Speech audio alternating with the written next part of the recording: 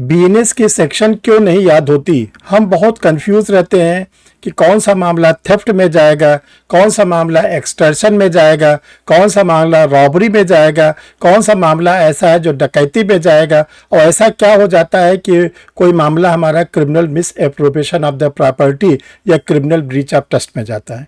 इसी प्रकार कौन सा मामला हमारा सिंपल हर्ट होगा, कौन सा ग्रीवियस हर्ट होगा, कौन सा मामला ऐसा है जो हम लोग का जो होता है मर्डर में जाएगा, कौन सा ऐसा हम लोग का मामला है जो कल्पेबल होमोसाइड में जाएगा। ये सब ऐसी समस्याएं आप लोग के सामने आती रहती हैं कि बड़ा कन्फ्यूज़न रहता है। तो आज आप लोग के सामने हम एक ऐसा टॉपिक दे रहे हैं कि बीएनएस कैसे पढ़ें, एक बार में आपको हर समय के लिए ये जो प्रॉब्लम आती है वो दूर हो जाए। डियर स्टूडेंट, जैसा आप लोग जानते हैं कि बीएनएस 1 जुलाई 2024 से लागू कर दिया गया है। तो चलते हैं, आज हम लोग इसको सीखते हैं, इसको जानते हैं। आज के बाद आप लोग की ये समस्या काफ़ी हद तक दूर हो जाएगी। Dear student, I am Harsh Bihari Shrivastava, law experts, परीक्षा refresher online law classes from Allahabad. जिन लोगों ने अभी तक परीक्षा रिफ्रेशर के यूट्यूब चैनल को नहीं सब्सक्राइब किया है, सब्सक्राइब कर ले। चैनल को सब्सक्राइब करने का सबसे बड़ा फ़ायदा आपको ये मिलता है कि कोई भी वीडियो बनता है तो आपके सिस्टम पर उसका इंडिकेशन आना शुरू हो जाता है, आपको पता चल जाता है कि परीक्षा रिफ्रेशर लॉ क्लासेस का कोई वीडियो पब्लिश होने जा रहा है। ये सारे जो वीडियोस आप लोग को मिलते हैं ये फ्री ऑफ कास्ट मिलते हैं, कोई चार्जेस नहीं रहते हैं। तो एक बार आप चैनल को सब्सक्राइब करके जितने भी लॉ से जुड़े इवेंट्स होते हैं उसको बड़े आराम से आप लोग पा सकते हैं। डियर स्टूडेंट, देखिए जो हम लोग का बीएनएस है जो टोटल इस समय 358 सेक्शन में 358 धाराओं में है, ये पूरे बीएनएस को दो पार्ट में डिवाइड किया गया है। Offence against body, offence against property. पहला है ऑफेंस अगेंस्ट बॉडी, शरीर के प्रति अपराध, और दूसरा क्या है, ऑफेंस अगेंस्ट प्रॉपर्टी, संपत्ति के विरुद्ध अपराध। यानी कि जो अपराध होता है या तो हमारे शरीर के साथ होता है या तो हमारे संपत्ति के साथ होता है, जिसको बोलचाल की भाषा में कहते हैं जान माल का खतरा। तो ये जो क्लासिफाइड किया गया है, क्लासिफिकेशन किया गया है, सेक्शन 302 तक जो है वो ऑफेंस अगेंस्ट बॉडी है, और 303 यानी चोरी से लेकर 358 तक जो है वो प्रॉपर्टी के अगेंस्ट है। इसीलिए देखिए जो हमारे शरीर को, यानी कि कोई जो एक्यूज पर्सन होता है किसी विक्टिम के शरीर या संपत्ति को क्षत पहुंचाता है, तो एक्यूज पर्सन जब कन्विक्ट होता है तो उसको क्या किया जाता है, तो उसको बीएनएस के सेक्शन नंबर 4 में उसके शरीर को या उसकी संपत्ति को दंड दिया जाता है। कैसे दिया जाता है, बीएनएस के सेक्शन नंबर 4 में 6 प्रकार के पनिशमेंट है। पहला है डेथ सेंटेंस, यानी उसके शरीर को दंड दिया गया। दूसरा क्या है, इम्प्रिजनमेंट लाइफ, यानी कि आजीवन का दिया गया, वो भी उसके शरीर को है। तीसरा उसको क्या दिया गया, इम्प्रिजनमेंट सिंपल या रेगुलस, कारावास सादा या कठोर, वो भी उसको दिया गया। किसका दिया गया, उसके शरीर को दिया गया। फिर इसके बाद है फोर फीचर ऑफ प्रॉपर्टी, उसकी संपत्ति को जब्त कर लिया, उसके संपत्ति को जब्त कर लिया गया। और 5वें नंबर पर फाइन या जुर्माना, उसके संपत्ति से फाइन या जुर्माना उसे लिया जा रहा है। और छठा जो नया जोड़ा गया, कम्युनिटी सर्विसेज। तो ये ध्यान रखिएगा, दोनों एक दूसरे का क्या है, क्या नाम है, सप्लीमेंट्री है। एक तरफ एक्यूज पर्सन ने ऑफेंस किया, दूसरे तरफ जो ऑफेंस किया उसी प्रकार का उसको दंड दिया जाता है। एक तो ये आप लोग याद रखिएगा। डियर स्टूडेंट, देखिए अब आता है कि जो बीएनएस में ऑफेंस होते हैं, ऐसे कौन कौन से ऑफेंस होते हैं जिसमें कम से कम 2 लोगों की जरूरत पड़ती है, यानी कि सिंगल व्यक्ति ऑफेंस नहीं कर सकता है। ऐसे कौन कौन से ऑफेंस है जिसमें कम से कम 3 लोगों की जरूरत पड़ती है, यानी एक्यूज की संख्या मिनिमम 3 होनी चाहिए। ऐसा कौन कौन सा ऑफेंस है जिसमें एक्यूज पर्सन की जो संख्या है वो कम से कम 5 हो।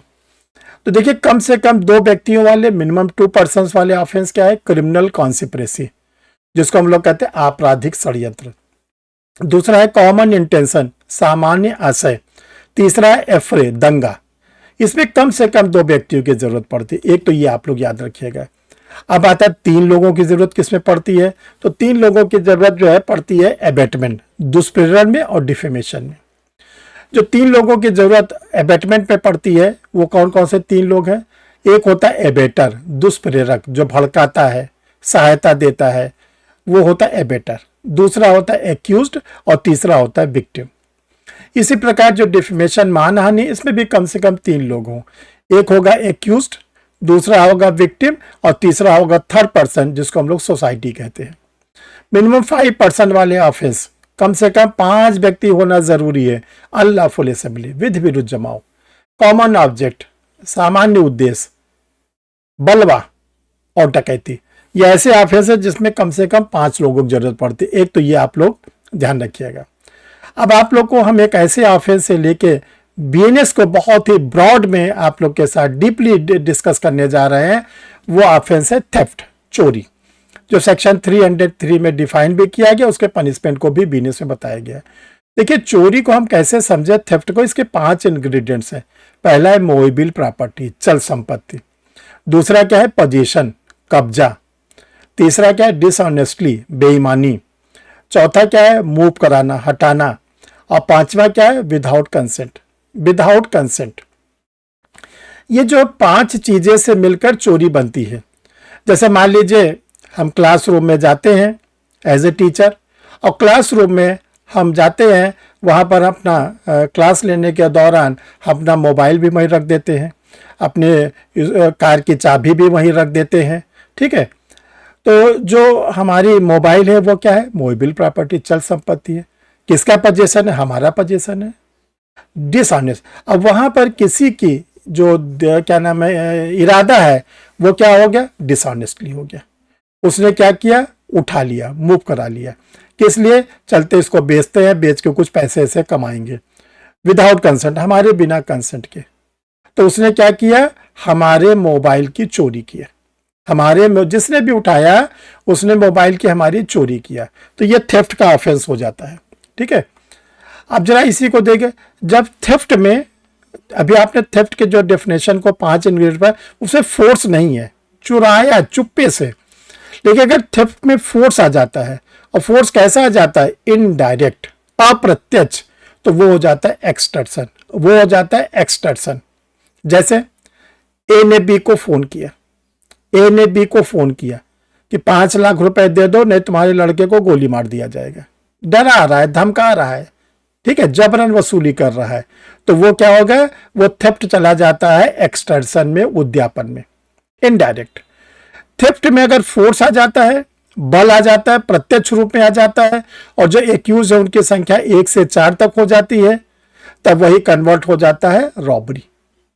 यानी एक मान लीजिए लेडीज पब्लिक रोड पर जा रही हैं, 2 लोग 3 लोग 4 लोग जाते हैं, उसको पिस्टल लगा देते हैं, बोलता बैग दो। उसका बैग छीन लिए, उसमें उसका पैसा था, उसका मोबाइल था। तो लोगों ने क्या किया, रॉबरी, डकैती, यानी कि डायरेक्ट फोर्स किया। जब थेफ्ट में फोर्स आता है डायरेक्ट, और जो नंबर ऑफ पर्सन उनकी संख्या 5 या 5 से अधिक हो जाती है, तो वो क्या हो जाता है, डकैती हो जाती है। वो क्या हो जाता है, डकैती हो जाती है। अब ये स्टूडेंट देखिए, इसे से मिलता हुआ criminal misappropriation of the property, संपत्ति का आपराधिक दुर्विनियोग। थेफ्ट में आप एक इंग्रेडिएंट्स को हटा दीजिए। थेफ्ट में 5 इंग्रेडिएंट्स हमने बताया, विदाउट पोजीशन, विदाउट पोजीशन वाले को हटा दीजिए, तो वो ऑफेंस हो जाता है criminal misappropriation of the property. जैसे हम पब्लिक रोड पर जा रहे हैं, पब्लिक रोड पर हमारा मोबाइल गिर गया, ठीक है।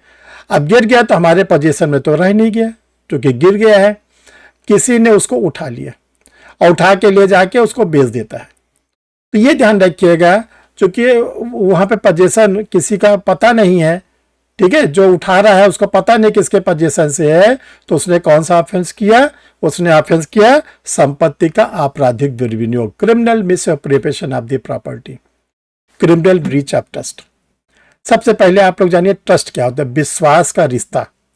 जब कोई विश्वास के रिश्ते में मिसअप्रोप्रिएशन ला जाता है, दुर्विनियोग ला देता है, मैलाफाइड इंटेंशन ला देता है, मेंसिरिया ला देता है, तो उसको हम लोग बोलते हैं criminal breach of trust, criminal breach of trust.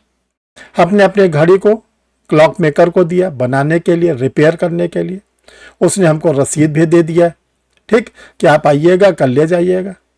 इसके बाद वो हमारी घड़ी को बेच देता है, वो हमारी घड़ी को बेच देता है, हमारे विश्वास को तोड़ता है, हमारे ट्रस्ट को तोड़ता है। और कैसे तोड़ता है, मैलाफाइड रूप में। तो इसको हम लोग बोलते हैं क्रिमिनल ब्रीच ऑफ ट्रस्ट। तो डियर स्टूडेंट, आप लोग को ये बीएनएस का जो आपको आज बताया जा रहा है कैसा लग रहा है, आप लोग कमेंट बॉक्स में ज़रूर लिखिएगा।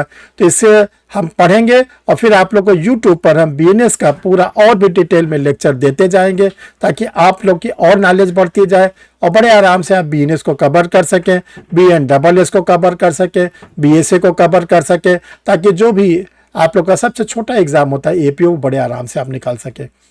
डियर स्टूडेंट, जिन लोगों ने बिहार एपीओ का फॉर्म भरा है, बिहार एपीओ के लिए मॉक टेस्ट इस समय जोरों पे चल रहा है, आप मॉक टेस्ट को ज्वाइन कर सकते हैं। इसमें 5 मॉक टेस्ट लॉ पेपर के और 5 मॉक टेस्ट जो है जनरल स्टडीज पेपर के कराए जा रहे हैं। बिहार जुडिशरी वाले बिहार जुडिशरी की गाइड ले सकते हैं, डिग्लॉट एडिशन में है, बहुत अच्छी गाइड आप लोग के लिए पब्लिश की गई। जिन लोग का एआईबी का एग्जाम है वो लोग एआईबी का स्टडी मटेरियल ले सकते हैं। डियर स्टूडेंट, आप परीक्षा रिफ्रेशर के कोई भी क्लास लेना चाहते हैं या कोई स्टडी मटेरियल लेना चाहते हैं, 2 नंबर आप लोग को व्हाट्सएप पर शो कर रहा है, 9005078691, 9335144265। आप इस पर मैसेज डाल देंगे। जब आपका मैसेज आ जाएगा तो आपको उसका आंसर बता दिया जाएगा, उसको आप फॉलो करेंगे तो आपको सारी जानकारी मिल जाएगी और फिर आपको वो स्टडी मटेरियल क्लास मिल जाएगा। थैंक यू डियर स्टूडेंट, फिर मिलते हैं किसी नए वीडियो।